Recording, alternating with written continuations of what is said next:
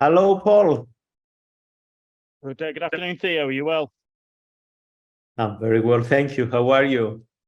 Good. I'm good. Hope you can hear me. Hope you can see me well. Yes, absolutely, absolutely. Good man. Let me check this here. Okay, I think you are good to go when you're ready. Excellent. Just share my screen and share my slides, I hope. And bang. Okay, perfect. Excellent. Excellent. Fabulous. Fabulous. Thanks, Theo. You're very welcome. Enjoy the session. Thank you. Thank you. Thank you for the introduction, Theo. Good afternoon, everybody. Great to have you all here. I hope you can hear me. Hope you can see me okay. Hope you can see the slides, most importantly. Here we are today for another one of our sessions on price action trading guide. But what we're going to do is we're going to talk about improving your price action trading plan. It's the second part. We did one about a month or so ago. And I said that over the summer, I would be building in quite a few elements that can all go towards improving your price action trading plan. So we did part one about a month ago. That you'll find is on the Admirals YouTube channel. You can find it there. Okay, be sure to subscribe to it. Go in and you'll find all of the sessions. And we've got planned part two here today. And then in about another month or so's time, there'll be another part three. So we're just basically just building and building just to help you be the best price action trader that you possibly can be. So remember, here we are, Admirals, a global Forex and CFD broker with that is licensed and regulated across a wide range of regulatory environments, providing the most competitive spreads on the most popular trading products and allowing you to engage with markets utilizing both MT4 and MT5 platforms. If you have any questions about Admirals, please get in touch with your account representative and they'll be very happy to help guide you. So what will we talk about today? Not unsurprisingly, we will touch on price action trading. We will also talk about what we covered in part one, because that was the sort of, let's say, first part. We're going to build on that today in terms of how do we improve our price action trading plan. We're going to look at the sort of second five. All right, we've covered an awful lot on the first five. We're going to build on that, cover the second five in terms of just ensuring that we've taken what we've covered so far and then able to sort of fuse it into our improved price action trading plan. And as always, we'll talk about the best way to move forward, and we'll have a little look at live markets at the end if there is time. So for those who don't know me, my name's Paul. I traded for a long time, trade for funds, trade for clients. Primarily, I look to focus on FX, indices and commodities within my own trading. I tend to be a trend trader for swing and position trades, and I tend to be a reversal trader for shorter term intraday trading. Those are my particular styles, much of which will come in today as we're focused mostly on swing and position trades, but you'll see we'll have a little look at that. Everything we talk about is applicable regardless of what instrument you trade, regardless of what time frame you trade. So, lots of people have joined us, lots of people have watched the videos. Okay, so this series is all about effectively helping new traders in particular be able to analyze and trade markets using purely price action, because it's relatively simple. Okay, it is a fabulous let's say foundation from which traders can work from, and it allows traders the opportunity to be able to analyze, understand markets and engage with them. So every Wednesday afternoon, invariably what we will be doing is basically just adding an element more of price action skills that I can share with you in order to help you be the best price action trader you possibly can be. And, if you are still completely new and just joining us for the first time, really price action trading is just about analyzing the movement of price over time and being able to sort of recognize and read that and understand that. It is popular with both retail and institutional traders. And as I say every week, it's like learning a new language. If you're a new trader, it's like learning a new language, and like learning any new language, it takes a little bit of practice. All right. It takes a little bit of practice at the start. It takes a little bit of effort, a little bit of commitment, persistence, but the more you do it, the quicker it will click for you. And then what you have is a is a really fabulous baseline in terms of your particular trading styles, in terms of understanding, being able to read price, and that is something that will stay with you for the rest of your times. Your trading styles may change, but as long as you're able to read and understand price action to begin with, well, that's a fabulous base layer to start from. And as you can see, we've covered an awful lot of topics within this particular price action trading guide. And the great thing for you is that they're all recorded and they are all on the Admirals YouTube channel. So if you've not checked that out, be sure to go onto YouTube, be sure to go to Admirals, be sure to subscribe, and then you'll have access to all of these sessions. So if you're joining us just lately, well, you can go back and watch them all. Or if there are one or two elements that you perhaps maybe wanted to sort of recap, they're all there for you. And what I've done is, as I say every week, is during these sessions, I've tried to fix a bit on focus an element on hard skills. So that is like things like trade setups, okay, engulfing candles, key reversals, inside bars, pin bars, star formations, etc., which is what all new traders love. But also an element on the soft skills, which new traders sometimes don't realize the importance of, because they're still learning and still trying to understand markets. But the longer you trade, the more you realize those soft skills become enormously important in helping you be the best trader that you possibly can be, regardless of what particular path your trading journey may take you. So you'll find there's a mix of both the hard skills and the soft skills. And as today, we're going to talk about increasing our the sort of the effectiveness of our price action trading plan. And we covered it back about 5 weeks or so ago. So you'll find the first session is in there. As I said, it's on the YouTube channel, so be sure to pick up with that. So we don't really need to go through that much because we're going to go into it deeper. But every week I start this out with this because what I want is for new traders to have a very, very simple routine to begin with. Okay, a very simple routine. That's what we want, and we're going to expand on that today. I'm going to add in another 5 steps as we sort of go deeper and and embrace more on our trading journey. But it's not perfect, but what it is it's a framework. It's a routine. It's a starting point. It's a place you can start from.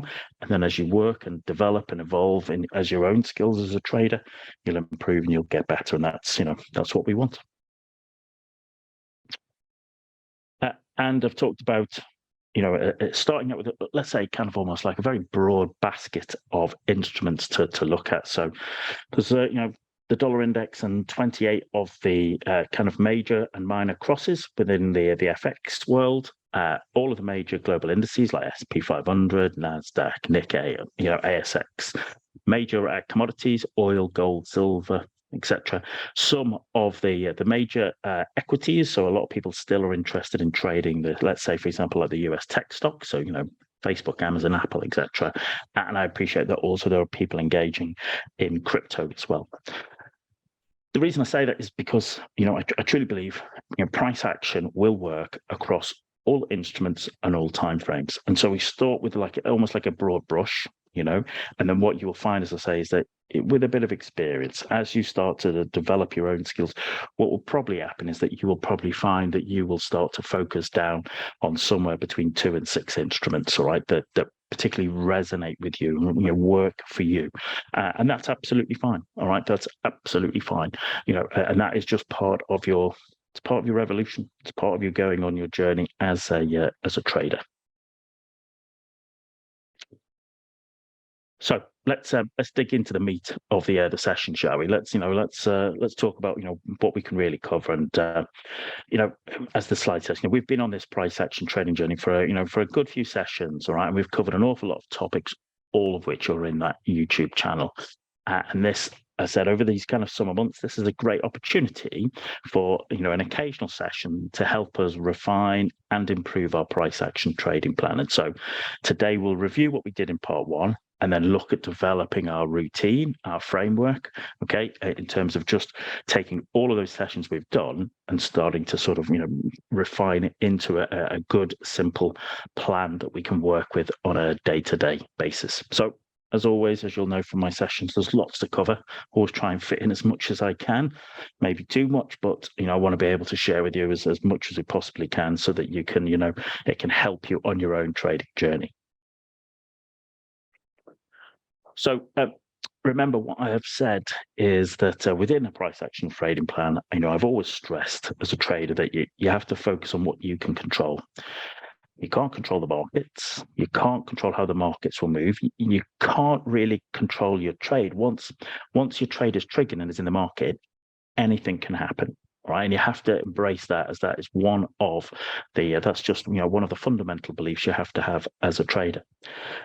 But what you can do as a trader is you can plan your trades, you can trade your plan, and you can manage your risk. Those are the three elements that are within your control, that you can control, and give you something to sort of focus on and work towards improving. And so the question I always ask is, have you really been doing that? Okay, have you really been doing that? Be honest with yourself, all right? Okay, if you haven't, well, then here is a today. Today is a place where you can just make a decision to say, well, actually, going forward, Paul, I promise to you that is what I am going to do. And that's great. Okay, that's great. We all have to start where we are. If you have been doing it, well then, how do we look at improving that? What can we do to start tweaking and refining and just evolving to our next level as a trader?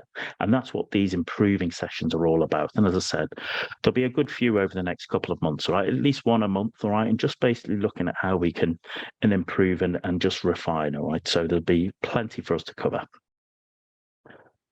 And if you remember from session one, what I also talked about was, well, a lot of people would say, well, why bother? What's the point in having one, Paul? I don't need a plan. I can just open my laptop wherever I am and just or look at my device and just trade away. All right, I don't need a plan, etc. What would that help? But the reality is that when it comes to having a strategic business plan, which we talked about, and also a tactical trading plan, I've traded myself for years. I've coached traders for years. I've worked on trading floors. I have never seen a sustainably successful trader who doesn't have, a kind of a business plan and a trading plan. All right. I just haven't. People will have streaks of success, but if you want to be sustainably, it is important to have one. And what I find is that without one, traders tend to struggle with. They can have a little bit of overconfidence, a little bit of hubris. All right, they a little bit complacent. They have a few winning trades, and they start thinking, they're the next Paul Tudor Jones, or such. They get a little bit beyond themselves, a little bit excitable, a little bit overconfident. All right, that tends to lead to let's say less than ideal outcomes down the path. All right. I also see that if they don't have a plan, well, then how we see as traders, they have a need for variety. All right. They especially if they're intraday trading, they have a little bit of a need for excitement. They feel a need to be trading.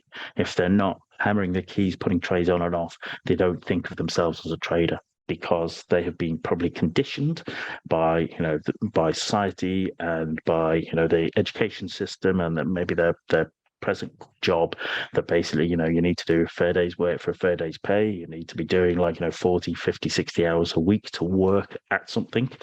And it's the same with trading, but it's not. All right, trading is not. Trading is a performance job, which means you get paid to perform, which means you have to do what good performers do in any performance activity. Doesn't matter whether you're a trader or whether you're a Formula One racing driver or a fighter pilot or a surgeon. All right, it doesn't matter. If you're operating in an area where you need to perform, where you need to be doing the pieces around you, the success structures that basically help you achieve that level of success and also maintain it. Okay, maintain it, keep you on the straight and narrow, stop you from going off down cul-de-sacs, because rarely anything good comes from that. So hence why we talk about having a strategic plan and also a price action trading plan. Just a simple set of steps that you can start, that is a starting point you can work with. It's a framework that keeps you doing the right things day after day, okay, week after week, month after month, quarter after quarter. Right, it's a starting point. Yes, you'll refine, you'll tweak, you'll improve it, you'll build it, but you've got to make sure you're doing the right things from the off. And that's why we do this. Step one, okay, remember what we talked about. Whenever you open a chart, whether it be euro, dollar, gold, Bitcoin, copper, Nvidia, whatever. It doesn't really matter. All right. The first thing you should be doing is defining levels of support resistance. Start at the monthly chart, draw in those significant levels, look at the weekly down to the daily, draw in things like, very clear horizontal levels of support resistance. You'll also just be aware of things like dynamic support resistance. This is the moving averages if you choose to have them on your chart. And also things like big round numbers. All right. So in gold, we had, $2,000, a couple of months ago, big round number. Okay. The price is, aware of and looks at. Okay. And it's the same for pretty much all instruments. And you want to be drawing them in. Okay. You want to define them because those levels can be really important for us. Okay. Those areas, because markets remember them. All right. And that sort of leads us into our next parts. Step 2. All right. Remember, we have to define, is there a trend? All right. You hear me say it every week. Good trends will leap off the chart at you. You don't need to force it. If you find yourself forcing it, it probably isn't a trend. All right. You'll see that trends always overshoot and undershoot. And most markets only trend 20 to 30% of the time. All right. So hence why, if you're forcing it, it probably isn't there. We look to ride them, not fight them. And ideally, we'd like weekly and daily charts to be aligned, okay, to be showing a good trend in both, all right? That's not always necessary, but as a starting point, I think it's a good starting point for a new trader. Look at having the weekly and the daily charts to be aligned and seeing if there is a trend. If there is a good trend, well, what we want to do is we're interested to see, well, how does price react at significant key levels, okay, of support resistance? Because if we're in an uptrend, we want an opportunity to preferably to buy on a pullback at a support. And in a downtrend, we want to be able to find a place where we can sell on a rally at resistance. And so those key levels, they could be things like horizontal levels of support resistance. They could be the dynamic moving averages. So like things like the 20-period moving average or the space between the 20 and the 50. Or things like even big round numbers. It's these areas, okay, that we start to focus in and hone in once we've identified if there is a trend, because these are places price might pull back to in that trend. That gives us an opportunity to join that particular trend. Because, if we see price pulling back into those levels, into those areas, well, what we're looking for is price action triggers at those significant levels. So we'll need some simple price action triggers. These are the hard skills that traders always love. Things like key day reversals, star formations, engulfing candles, inside bars, pin bars, and there are others. Okay. There are others. Those are the ones I prefer, but I appreciate that there are others, and they just have a price wider context, and that's why we've got this sort of 10 steps for you to walk yourself through, so that when you do identify a trigger, it is in the context of the bigger picture. It's perhaps preferably at a pullback at a significant level of support resistance in an uptrend, or at a significant level of resistance somewhere prices rally to in a downtrend. Let's keep it nice and simple. Let's not try and fight trends for the moment. Let's just identify trends and find where we can find a place where we can actually join that trend. And then step 5, all right, just is it part of a bigger chart pattern? All right. We don't want to be buying into resistance. We don't want to be selling into support, ideally, in the way we're trading here. Is our entry, is it part of something like a continuation pattern, like a flag or a triangle, or is it maybe a reversal pattern, something like a head and shoulders or a double top or a double bottom? You just want to be doing that because, as I said, sometimes new traders, all right, they can get a bit excited. They've been working away, learning their craft. They see, pin bar, okay, and they just want to trade it. And it doesn't really matter. That's a pin bar, I'm trading it. But actually, what we want to do is to be able to understand, just that little bit of wider context. As I said, new traders, we want to be focused, but you can actually be too focused. You can be basically have target fixation and miss the wood for the trees. And that's what we want to just make sure we're doing. So in this particular case, which, we saw, there has been, pullbacks. Okay, we've had some nice pin bars there off this, 20 moving average where it's pulled back into. So, you would also see that this is a flag pattern. It was a bull flag, all right, in an uptrend. All right. So just take that moment to just check if it's part of a bigger chart pattern. It may be, it may not, but that's fine. It doesn't have to be. It doesn't have to be, but just it is important to recognize if it is. Okay, you want to be aware of that. So, that's the 5 steps that we have focused on an awful lot for the last few weeks and months. All right, and that's because it's a starting place. It's a starting place for your new traders, just to work on developing, understanding, and building your skills. Okay, we're all on that journey as a trader, and we're all at different parts of it. When we all had to start somewhere, myself included. All right, and the wonderful thing is, for here you are as clients Admirals. When I started, there weren't free educational resources like this. There weren't fabulous webinars where you could actually have good traders sharing their skills, sharing their experience, okay, sharing their journey to help you. So that's what we're focused on. That's great. It's a starting point. Okay, it's not perfection. It's a starting point to make sure that you're starting off doing the right, putting in place the right habits, the right routines, the right behaviors right from day one, because that is what will help you with your trading journey. So those are the first 5. Let's now look at the next 5, all right? The next 5 steps, which we will go into in more detail. But today I want to just basically start putting those elements in place so that you know what you're dealing with, know what you actually sort of need to take on board. So step 6 is all about risk.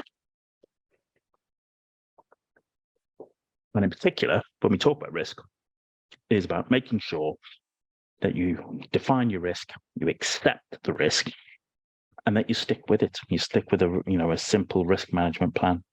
As it says there in the bold on the slide, we are always managing risk because you are a risk manager first and a speculator, a trader second. That's what I try to emphasize. You are a risk manager first.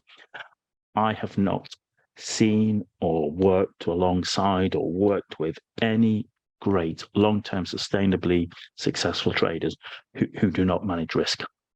There might be one or two who have, they might have a lucky month or two and do well, but every good trader that I've ever seen or worked alongside or coached or whatever, they are always managing risk. Okay, they're always managing risk, and the simplest ways to do it today for a new trader is that you always make sure that you trade using a stop loss. You have a stop loss normally, okay, based on identifying where on the chart your idea is no longer valid, right? And that will improve. Your skills will improve with that the more you practice. But I think we did a couple of sessions on it in the previous. Check the YouTube channel.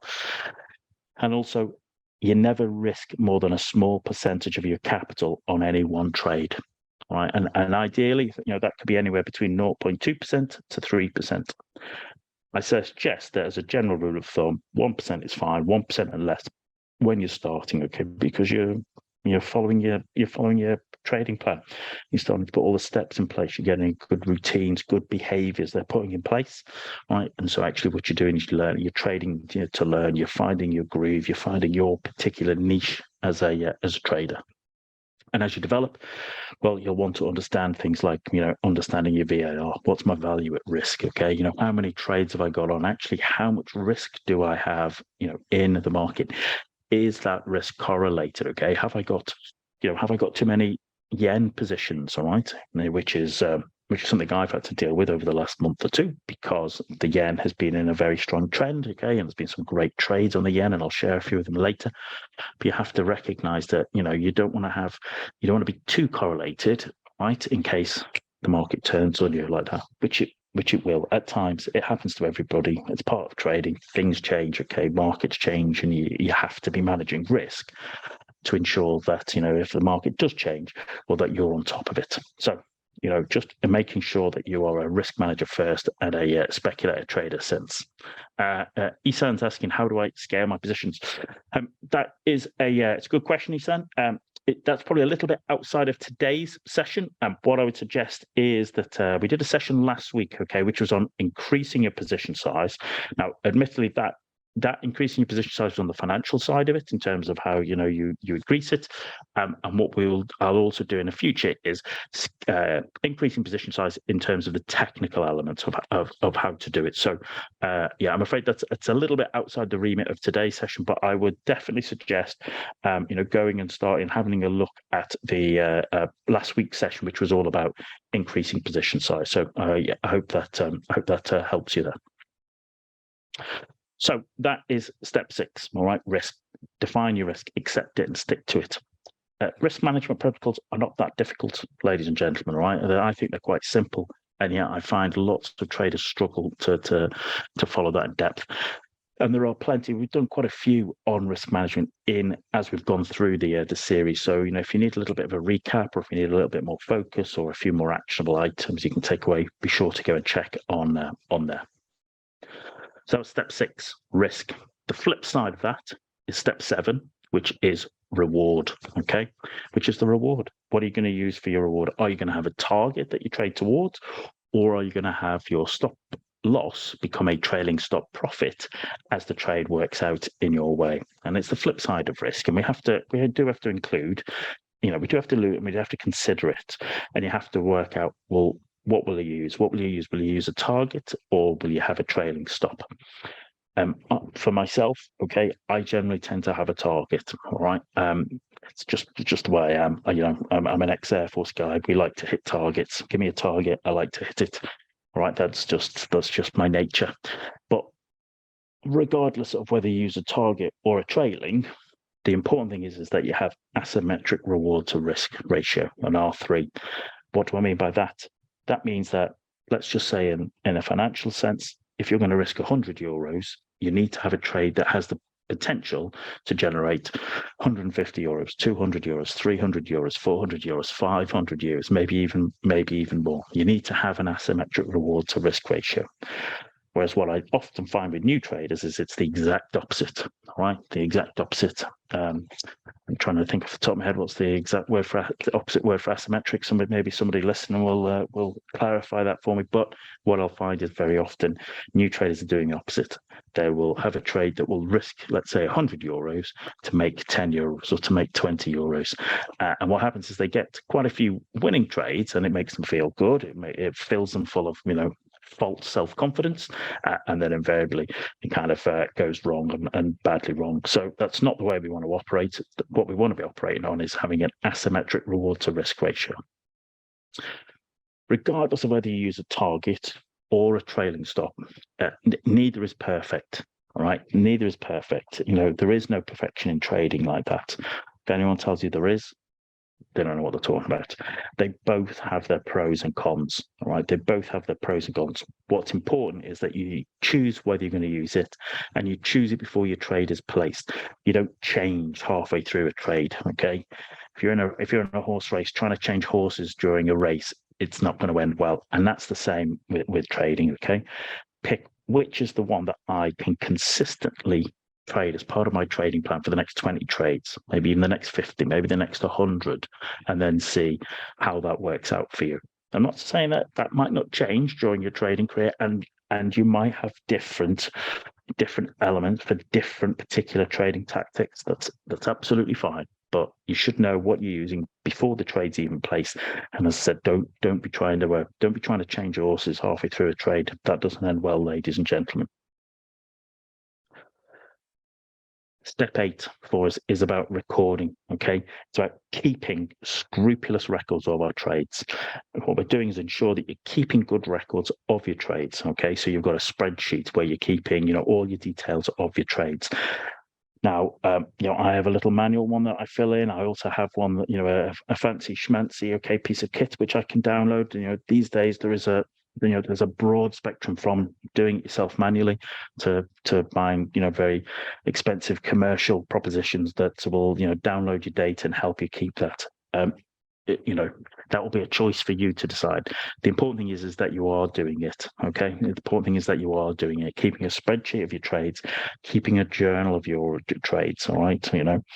When I first started out, I used to be very much just like an intraday trader of cable in the mornings. That's what I did many years ago. And what I would do is, I would trade for a couple of hours till about 9:30, 10 o'clock in the morning, 7 till 10 in the morning. And then basically I would literally physically print off all the charts from my trades, leave my trading desk. All right, go to a coffee shop down the road, go and do a 10, 15-minute walk, coffee shop, sit down, have my coffee, and then basically annotate, draw on my charts and stuff about, what my trades, how my trade had worked out. I'd take a screenshot from the trade as I took it, and then afterwards, once it closed, what was the difference? What did I learn? Okay, was there any, real glaringly obvious things that I missed, etc. And that was part of my trading routine. I actually really enjoyed it because it got me away. It got me away from the desk. It freshened me up. Bit of a walk, bit of fresh air, bit of a change, and that meant that if I was trading in the afternoon, I was better prepared for it. So these are the things you should be doing, right? Keeping a spreadsheet, keeping a journal, plotting your equity curve.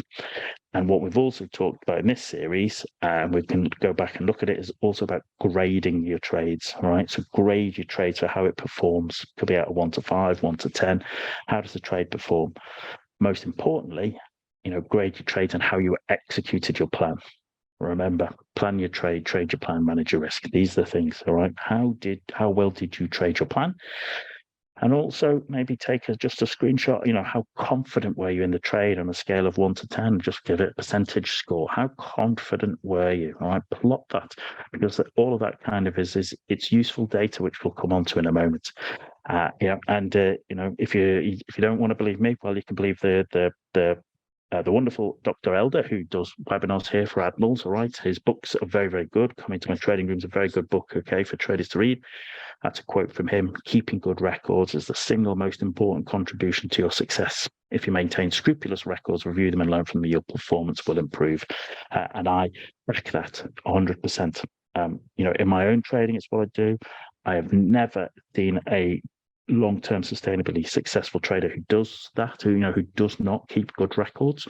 All the good traders I've worked with, okay, they keep great records, and so you can take that is something you can do. That's something you can do, and it will help accelerate your progress. And then step 9, all right, is review. Step 9 is review. Know your numbers in order to be able to improve your performance. Once again, that is key elements, right? If you're keeping good records, well, step 9 is review them. Okay, ensure you're keeping good records so that you can review all your trades. At the end of the day, you should be reviewing your trades. At the end of each week, you should review those week's trades. At the end of the month, you should review those month's trades. At the end of the quarter, you should re-review those quarter. Why would you keep doing that? Because what it does is it will reinforce the best trading practice. Every time you go back through reviewing your trade records, it will cement the learning points. Okay, it will cement the learning points. It will basically improve your cognitive recognition abilities of bang. That's my setup. That is my setup. That's the setup I want to see. I love that setup. Bang, that's me. And equally, reinforce. I should not be doing that. That is, that's poor trading. That was stupid trading. That was woeful trading. That was revenge trading. Sloppy, whatever, however you wish to label it. All right, but it's important that you're doing that you're reviewing it, because also as you start to keep more and more data, you'll be able to also build and understand your KPIs, your key performance indicators. I won't go into those too much today, just because that in itself is a session all of its own, right, in terms of reviewing that. But it's about understanding, what's your hit rate, okay? What's your risk to reward, okay? Do you have positive expectancy? What's the average size of your winner? What's the average size of your loser? All right, how often, how long are you in trades? How long are you in winning trades? How long are you in losing trades? Are there particular days of the week that you trade well? Or there may be parts of the day when you don't trade so well. These days, as I said, once you're keeping that data, there's huge ways to be able to review your performance, not just in the trade, but also over all of the batches of trades, right? Or looking over batches of trades of 20, 50, 100, start to identifying, particular trends. In the same way, as a new trader, we are looking to trade trends. what you're also might be fascinated to find is to see trends within your own trading. You might find specific good trends. I have found them over myself, over my own trading. I tend to trade well on Tuesdays and Thursdays, then Mondays, then Wednesdays, and Fridays. So I know which of my days when I'm an intraday trader, which are my better traders for me, right? And that's fine. But that's come out of keeping the data and reviewing it, and then being able to sort of refine my own plan based upon that data. So for example, it's rare that I trade on a Friday, very, very rare. Okay. I generally tend to give it a miss and stuff, because I know that by the end of the week, all right, by the end of the week, because I normally start on a Sunday evening, by the end of the week, mentally I'm just a bit done, a bit frazzled by the end of the week. And so actually I'm very happy just to take that day as either a day away from the markets, or a day away from the desk, or a day just doing my admin, just doing my, doing my reviews, making sure I'm on top of all my admin for my trading business. But that has come out of the data. That's come out of keeping good records from step 8, and then reviewing that, and then starting to see patterns within my own particular trading, ladies and gentlemen. So I assure you, keeping good records and then reviewing them will help you improve as a trader. You might not see it at first, okay? You might need to get a few trades under your belt, but the more trades you get under your belt, the more trades you take, the better the data will be for you to be able to work with and basically improve your performance. And then finally, in terms of improving our trading plan, step 10 is repeat. Okay, and this is about how consistency and discipline are key in your trading. It's hard to be consistent without being disciplined. Hard to be disciplined without being consistent. Those two things are two really strong elements that all good traders have. And really what we want to be doing is we want to be repeating our good trades, all right, the setups that resonate with us, that work well for us, whilst at the same time cutting out our weak, sloppy, undisciplined trades. That is what actually helps us improve. That is what supports you in building your own trading business. And I do stress that you have to think of it like a business itself. And like any good business, it wants to reduce its mistakes, it wants to reduce its expenses, and it also basically, it wants to effectively, it wants to increase its profit margins, it wants to increase its revenues. And that's, you could say in a nutshell, that's what good trading is like, okay? Good trading is like that. You are looking to increase your revenues and looking to increase your profit margins, whilst at the same time reduce your expenses, right? Reduce your mistakes. That's good business sense. It's good trading sense, and you do that by repeating. Okay, repeating your good trade, your good setups, your good plans. Okay, your good routines, and then also just getting rid of that kind of sloppy, undisciplined trading in general. You probably won't get rid of it altogether, because you're a human being. All right, we're all human beings. We make mistakes. We have days, that are better than others. That's fine. All right, that's, you're a human being, but it is about ensuring that you are working towards reducing those days. All right, and by keeping good records and reviewing them and repeating the good stuff and cutting out the bad, that is what helps to make those days better and better again, more frequent. Doesn't happen overnight. It's something you have to work at. It's a bit like, I've got a photo there of the hare and the tortoise. When I see lots of new traders, okay, they want to be like the hare. Okay, they basically, they're motivated, they're greed-based, they're driven, they're dynamic. They want to be working away, and they want success as quickly as they possibly can. Whereas actually, building a good trading skills, building a good trading business, you are a little bit more like the tortoise, and namely, you're plodding along, just getting close to the goal, just basically every day, just being a little bit better than you were yesterday. And you do that by having a good plan which you follow, by ensuring you manage risk, by ensuring that you have good asymmetric reward to risk trades, by ensuring that you are recording your trades, that you're reviewing your trades, and that you're repeating the good ones and cutting out the rubbish ones. All of that is the good stuff that you basically want to be looking at and working at in terms of making yourself the sort of the best trader you possibly can be. So, with that in example, there's just, a few examples here, okay, of just trades, just using those simple 10 steps, all right, okay, just using those simple 10 steps. Remember what we said, we want to basically, drawing in levels of support and resistance, significant levels that we're working at or looking at. Okay, we're looking to see, is there a trend now? As I was saying earlier, for the last couple of months, the Japanese yen has been a great trend for us because the Japanese yen has been very weak against the other currencies. And as you develop in your skill set, you'll understand that strength v weakness idea, but also you'll have a deeper fundamental understanding of why the yen is weak compared to the other major currencies. But at this moment, this is just part of just doing your analysis, the weekly and the daily charts, just looking for a good trend. There's price in the span against yen. Price is making higher highs, higher lows. Price is nicely above the 20 period moving average, which has been above the 50, which has also been above the 200. It's just working its way nicely along, and every time it pulls back, okay, it provides opportunities. That's a morning star formation. That is, it's an inside bar bouncing off the 20, okay, that basically becomes a bit of a four bar morning star.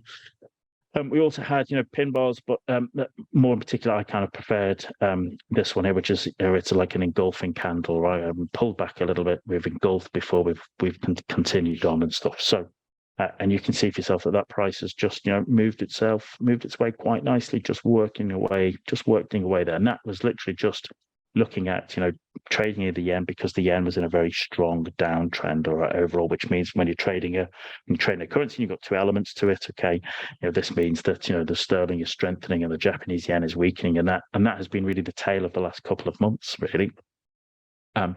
Even the dollar against the Japanese, the US dollar against the Japanese yen, that has been the same. All right, it has been in an uptrend. And you can see the 20 and the 50 have been in clear uptrends.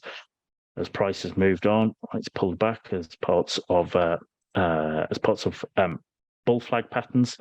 But more importantly for me here was basically prices having pulled back, bouncing off the 20 period moving average, putting in bullish key reversal candles, inside bar bullish pin bars before price launched itself up. It was above this big round number of 140, holding above it before it shot its way up to its next major level. All right, and we can see that it's just basically sat there at the moment, okay, just going sideways.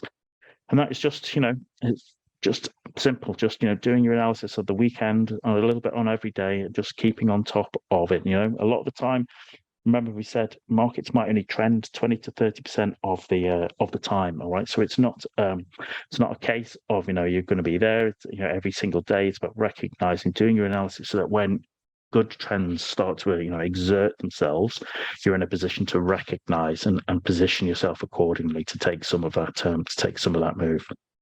This is probably a bit more advanced and stuff, but it was also linked to an element of kind of some weakness in dollar and stuff in platinum. Platinum had been in a great uptrend, but it rolled over, and then it started to put in. This was PO20, okay. Basically, the 20 period moving average became the dynamic resistance, and then basically got underneath the 50, and then it basically bounced off the 1,000, came back up, gave me a very nice. This is like a 3-bar reversal. It's a bearish engulfing candle. It's a bearish key reversal candle, and my plan was to basically trade it down initially to 1,000, but then to the 200, see how it reacted, and basically it got squeezed in there before it continued on and such. But that was just just biding time, okay, just watching that and stuff. David saying Japan government intervention soon. It's a distinct possibility, David, and the new Bank of Japan governor has mentioned that, all right, that he is watching the markets closely, and we have seen the Japanese intervene in the past. So I'd be wary of it at the moment, or just watching it, and it all that does is reinforce that step 6, that you need to be managing risk. Okay, you make sure that you're managing risk with a stop loss, and you're only risking a small portion of your account, so that if there was some intervention, maybe that intervention wasn't in your favor, it just means that you would be reducing your exposure to that. But yeah, good point. All right, good point there, David. So a little bit of homework for you to take away before we finish up, So take a look at your present trading plan, ladies and gentlemen, all right? And if you don't have one, well, then now's the time to start, all right? Just make a commitment to yourself. You can make a commitment to me if you want. You can draw it up, send it to me, all right? Okay, I'll take a look. And whatever, you can do that if you wish, all right? The most important thing is that you start and you make one, all right? You make a trading plan, you start. It's not going to be perfect. It doesn't have to be. The important thing is you start, all right? You start and you work at it, and you just evolves, it just grows. Does it cover those 4 M's of trading? All right. Does it cover your markets, your methods, your money management, and managing yourself? Because it should, really. It should have elements of that. And take a look at your existing trade results. All right. Start by then. All right. Have you been keeping records of them first? If you haven't, that's the thing you can change from today. If you have, we'll just have a look. What did you do well? Even if the trade was perhaps a losing trade, there will be stuff in there that you've done well. All right. Just pick out, find the good in it. All right. What have you done poorly? What do you have to own up and be honest about and say, well, actually, do you know what? That wasn't as good as it could be. I can be better at that. And also, what you need to develop, what points that you need to develop. Maybe you just didn't understand that market. Maybe you just didn't understand, that particular tactic. Maybe your risk management wasn't smart enough. Maybe you just weren't in a great place yourself. There's always something you can take away and say, well, what could I get better at? And can you reset some new goals, some new objectives for you relative to your present performance? Right? What could you take from what you've been doing to leverage, okay, and help you progress going forward? So final, slide 2, we're running out of time a bit as always. Some stuff is that, not unsurprisingly, price action analysis. It's just a way of basically, you've been able to analyze the price movement over time. So what we're looking to do is we're looking for price action triggers at significant price levels, zones, areas. Okay, that is what's allowed us to build that just very simple price action trading plan. But it is important for us to have an overall plan. And if you haven't got one, start it. Then, review your trades and your plan. What can you do to improve? What new goals could you set? You can spend this time over this summer months, when it's a little bit quieter, just, looking at what you're doing at the moment, refining it, improving it. Are the goals you set for yourself? We talked about it in session 1. Are they absolute goals or are they relative goals, relative to your own performance? I think I've said often that I'm a big fan of relative goals, rather more so than just absolute ones. Can you improve your routine? All right. That is the sort of thing that doesn't sound very exciting, but is the sort of thing that will help you with your own trading. Are you managing risk? If you are not, change that right now. Okay. If you're not managing risk, you'll end up as roadkill. So make sure that you are managing risk. Are you keeping good records of your trades? You'll see Dr. Elder, who does webinar here for Admiral. He's very, very, he's very, very keen on that. I am as well. All right. Okay. It's a great starting point. And if you are keeping good records, make sure that you are reviewing them as well.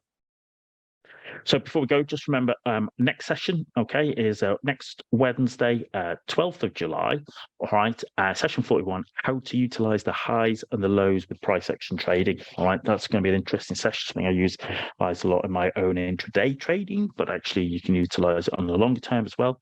Why are highs and lows so useful? How do you make the best use of them? How do you combine it with price action trading? So that is next Wednesday, 12th of July, London, 2 p.m.